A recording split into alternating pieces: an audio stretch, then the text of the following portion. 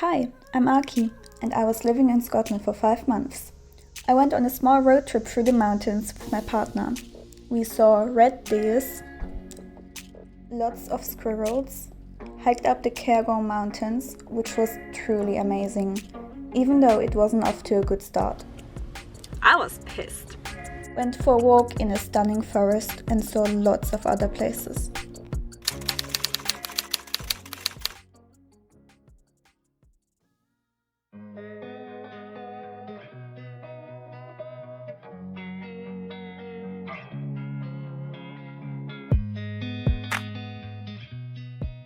We went to Aberfeldy, about 1.5 hours away from Aberfeldy, and visited the Red Deer Centre.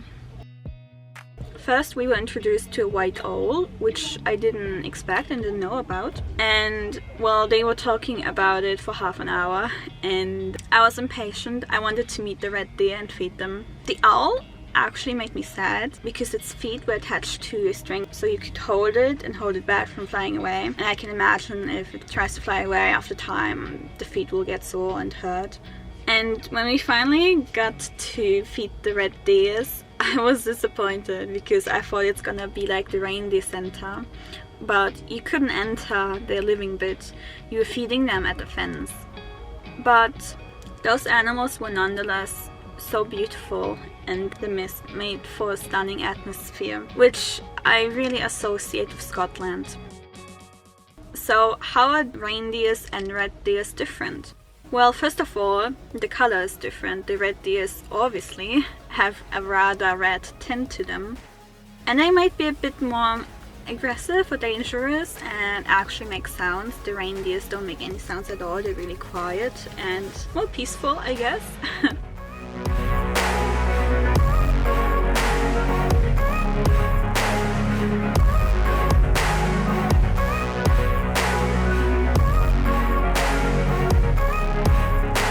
After the Red Deer Centre, we stopped at a restaurant because my partner needed a tea, and we also got chips.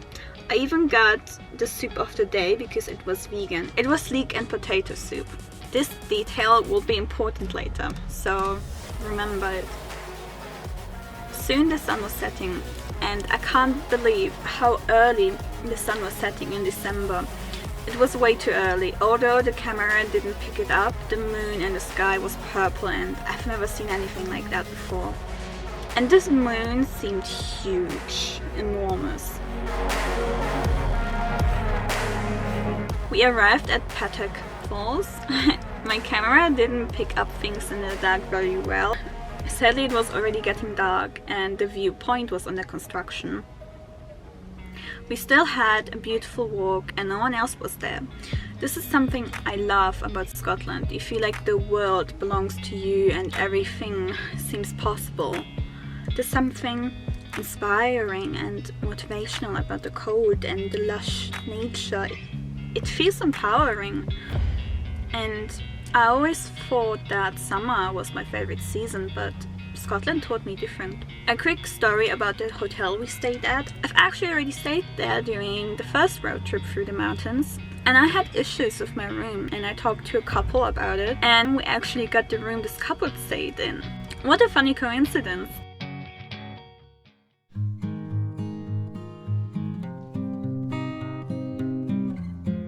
It's interesting that everything I saw around me I considered normal. And looking back at all these clips, I know that it wasn't normal. I find it surreal, beautiful, and honestly, I miss Scotland. I mean, how could you not love its beauty?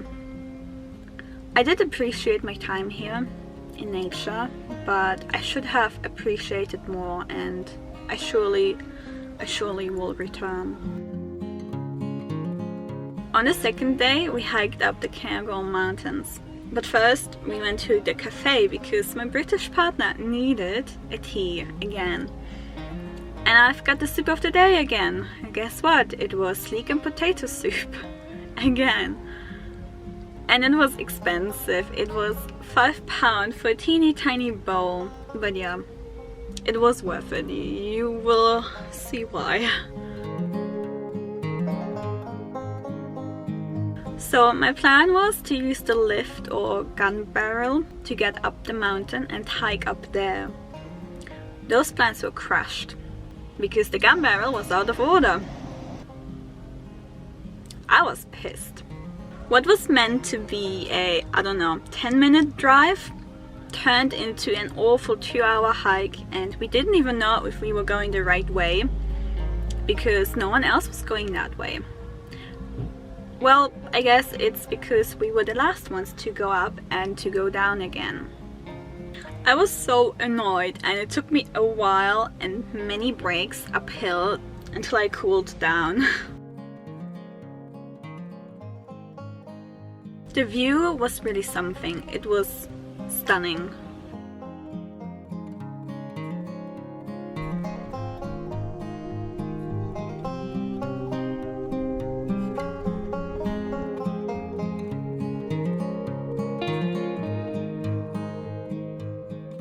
There was a staircase which we went up, and on the top there was a rocky surface with stone piles for orientation, I guess. And we were above the clouds. I was exhausted, so soon we turned around.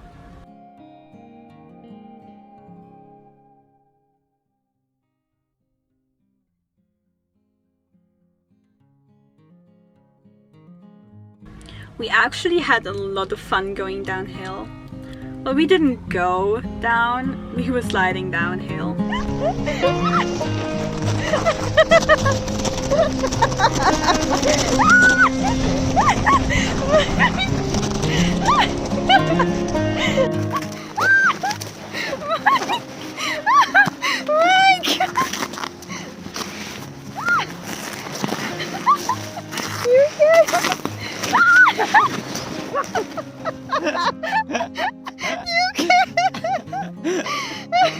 Yeah, we had a lot of fun, even though I wasn't happy at first.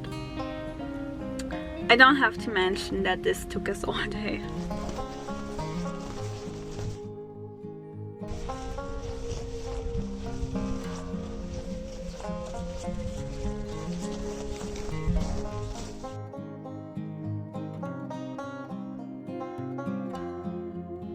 What you've got there, Mag?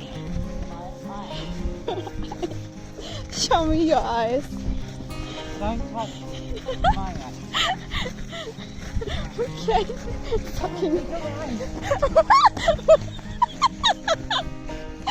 What are you doing?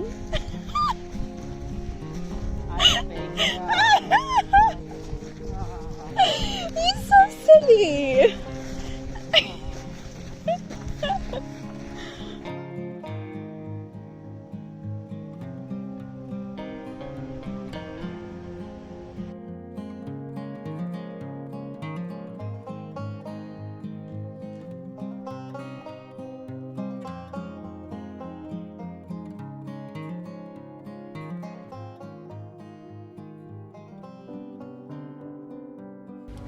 We were in Grantown-On-Spey again because I wanted to go for a forest walk so badly.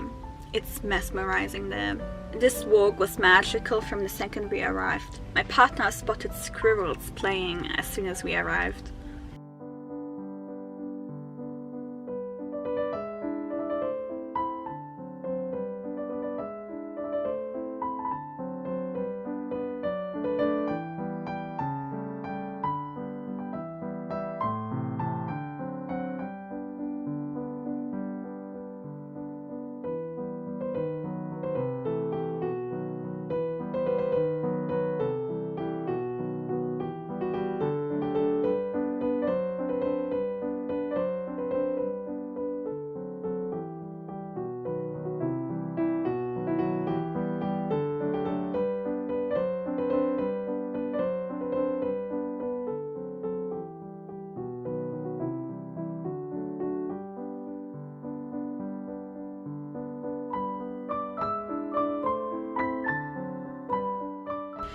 Walking through the forest, I honestly felt like I was on another planet or in another dimension.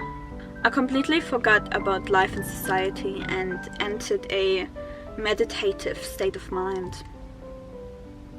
which is not uncommon, to be honest. And that is why I love being in nature, all alone, or with my partner, without any trace of human existence. It's an inexplicable experience one must experience themselves.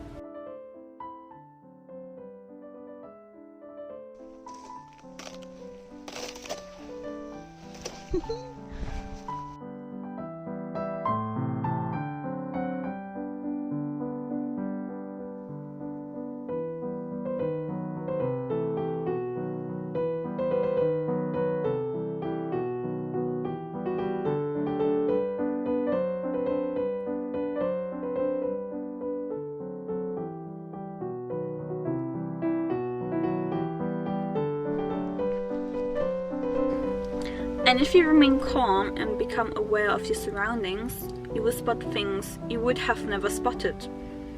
Be it inside of yourself, in the depth of your mind and soul, or in your actual surroundings, like more small and cute tiny squirrels in trees. Yeah, that day we were honestly blessed with squirrels. And that whole trip, we were blessed with something else. Back in the town, we were looking for some vegan food, and one place offered a vegan soup of the day.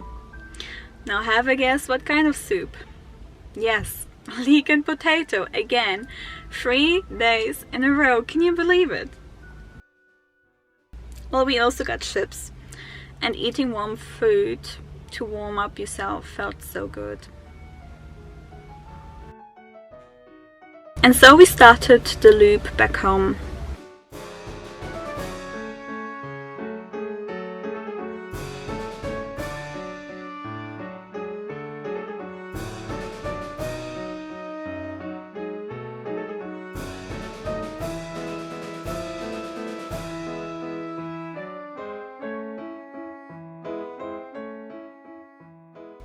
We would go a similar route back through this town that I still can't pronounce, with the still viewpoint for amazing views and a silly boyfriend.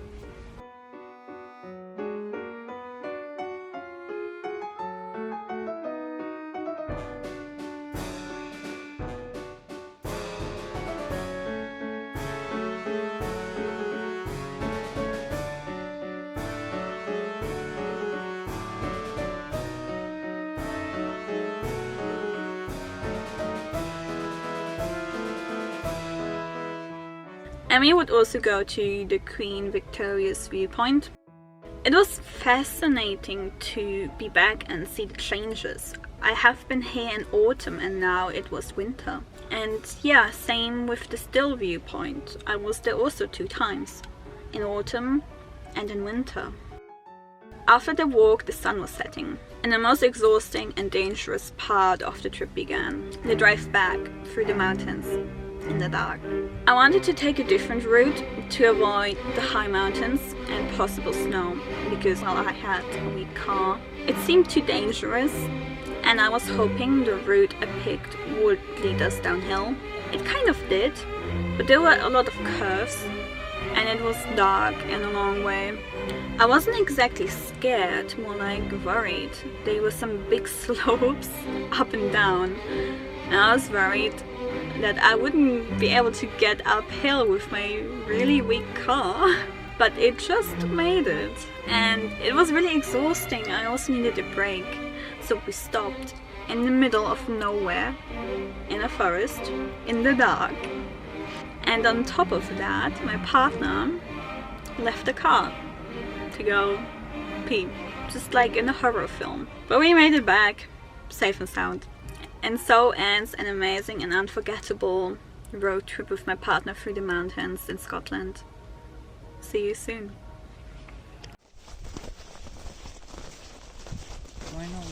Mike, I'm filming! Shut up!